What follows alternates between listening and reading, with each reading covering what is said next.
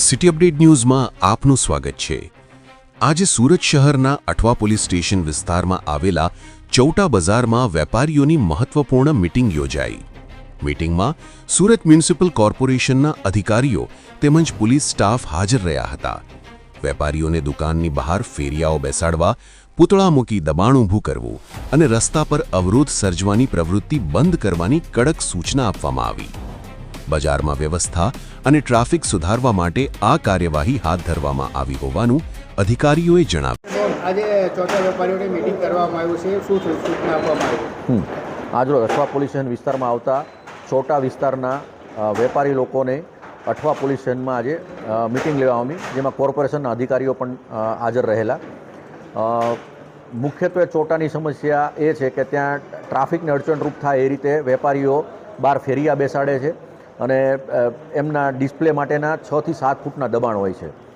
આ દબાણ દૂર થાય એના માટે માનનીય પોલીસ કમિશનર સાહેબ અને મેયર સાહેબે 2 દિવસ પહેલાં ચોટા વિસ્તારની મુલાકાત લીધેલી અને તમામ વેપારીઓને અનુરોધ કરેલો કે 2 દિવસની અંદર તમે તમારી રીતે સેલ્ફ ડિસિપ્લિનથી વ્યવસ્થા ગોઠવો, જેથી પબ્લિકને હેરાનગતિ ના થાય। અને તમામ થાણા ઇન્ચાર્જોને સૂચના આપવામાં આવેલી કે આ બાબતે વેપારીઓ સાથે એક મિટિંગ લઈ અને યોગ્ય નિરાકરણ થાય, જેથી વેપારીઓને પણ અગવડ ના પડે અને આમ પબ્લિકને પણ હેરાનગતિ ના થાય। એના માટે એક મિટિંગનું આયોજન કરવા માટે માનનીય પોલીસ કમિશનર શ્રી દ્વારા સૂચન કરવામાં આવેલો, જેના ભાગરૂપે આજે મિટિંગ રાખવામાં આવેલી અને વેપારીઓ સ્વેચ્છાએ સહમત થયા છે કે અમે અમારી રીતે આમ પબ્લિકને હેરાનગતિ ના થાય એ રીતે અમારો વેપાર ધંધો કરીશું। અને એમની બીજી રજૂઆતો એવી હતી કે એક વેપારી 7-8 ફૂટનું રાખે છે, જેથી અમારી દુકાનનું દેખાતું નથી, તો અમારે પણ 7-8 ફૂટનું દબાણ રાખવું પડે છે।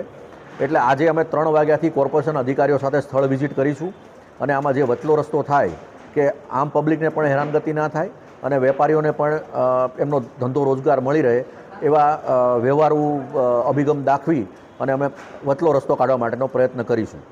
અને આજે એ કર્યા પછી કાલથી જે કોઈ વેપારીઓ આ નિયમોનો ભંગ કરશે એમના વિરુદ્ધમાં અમે ગુના દાખલ કરશું।